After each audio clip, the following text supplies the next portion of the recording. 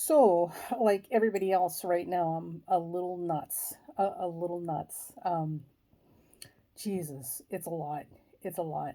Anyway, so if you're following the channel, you know I just did the solar return for Queen Elizabeth, and played around a little bit and looked at some possible speculative predictions for members of the royal family as they surround her and potentially appear in her solar return. Now, the caveat here is that's not how you do solar returns. You can see some information about people in the family around you, but not necessarily detailed information. So uh, there may have been some channeling going on. I'm not going to lie. In any event, this is a big year for her. Big year. So it occurred to me that maybe I should be spending some time looking at Putin's chart. Um, I just, right? So, the problem with major, large scale operations like this, like wars between countries, is that it's not one person. There's multiple, earthquake. There are multiple things going on and multiple parties involved. So, uh, predicting how these things are going to go is not that simple because there are multiple charts involved. And it's mundane astrology is still relatively new, so we're all still working out the bugs. And this is all new for me, so I'm not going to lie, I'm hardly an expert on the subject. So, um, in any event, I was thinking that maybe if I looked at Putin's solar return, I might be able to glean some kind of useful information for a timeline, because nobody's ever happy about war. Nobody's ever happy about war. Um, in any event, what the information that I got is not, I don't know if it's helpful or not because I don't understand that much about what's involved here. But what I did find was interesting. So here's the thing: this month, as we speak, and we're heading into a Pluto station retrograde at the end of the month, at the same time that we've got the eclipse in Taurus. This is a big deal, and that new moon eclipse in Taurus, solar. I don't remember if it's lunar or solar eclipse. The eclipse in Taurus is near Uranus, and Pluto's stationary retrograde. So there are all sorts of unexpected upsets that we can look forward to before this month is over. I know nobody wants to hear that either, right? Nobody wants surprises right now. They're not fun. In any event, in his chart, with his lunar return for the month and also his solar return moving forward through the year, one of the things that came up very prominent is this month he is losing relationships. So some very significant partnerships may have pulled out, literally just pulled out and pulled back their support.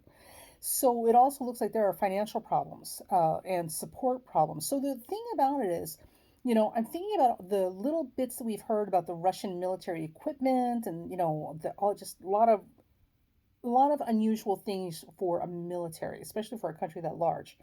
Now, I do know that Russia is a very poor country. Don't you kid yourself. The wall of communism may have fallen, but the only people who are benefiting from the open trade with the West are a handful of international business dealers, who speak two languages and have managed to make this work for them. And they're literally like they're the Elon Musks and the Jeff Bezoses we have here. There's a handful of them that are making tons of money because communism has fallen and now they have open trade with the West. But for the majority of Russians, they're extremely poor. And the infrastructure is, it's not what you think it is, right? So Ukraine, with all of its connections to the West and all of the high tech stuff that it's doing, and the really productive farming that it has, Ukraine is literally like the rich cousins of the Russians, which makes all kinds of sense if you've got poor Russians in the military, because that's where poor boys go because they've got no other options, right? Um, so if you have poor people joining the military, trying to make some kind of life for themselves, and they're going to war and invading a country that is basically the equivalent of your rich cousin, you can imagine the resentment. You can imagine the resentment. So the looting and stuff that we've been hearing about is not surprising in that case. But so the thing about it, back to Putin, right?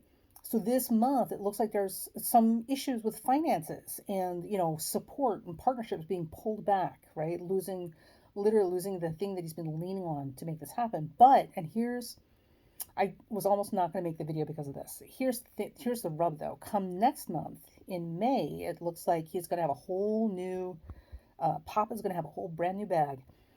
There's going to be a whole fresh round of support. Oh, sorry, sneeze. There will be a whole new round of support and a whole refreshing kind of cycle for him, and possibly more support coming from new places. So here's the thing that got me thinking, looking at this, right? If Russia's a poor country and all the billionaires had their money locked up, um, and we know there are poor countries, their military is clearly not very well taken care of, mostly because people have been siphoning the funds for the military off for personal use rather than, giving them new tanks and equipment. My question is, who or whom, multiple people, is helping to fund Putin's war with Ukraine? This is not all coming out of the Russian pocket. And the ruble is worthless at this point. So they're getting, sorry, allergies. They're getting financial support from somewhere outside of Russia. Somebody or somebodies are funding this effort with him. They're giving him the money to fund this effort. So my question, and maybe this is a good question you might want to ask yourself too, who is funding Putin's invasion of Ukraine? Who is helping him financially keep this going? That's I think the more important question than when this is going to end, because until you figure out who is helping to financially support and fund this effort on his part, you're never going to end this. And again, I'm not a geopolitical expert. I know nothing about this stuff, but looking at the solar returns, this was the big thing that came up loud and clear over this month and next month, because something has just fallen apart and support's been pulled out. But next month, new, fresh funding and support is coming in, which means that other people are supporting this effort. Think about that. All right.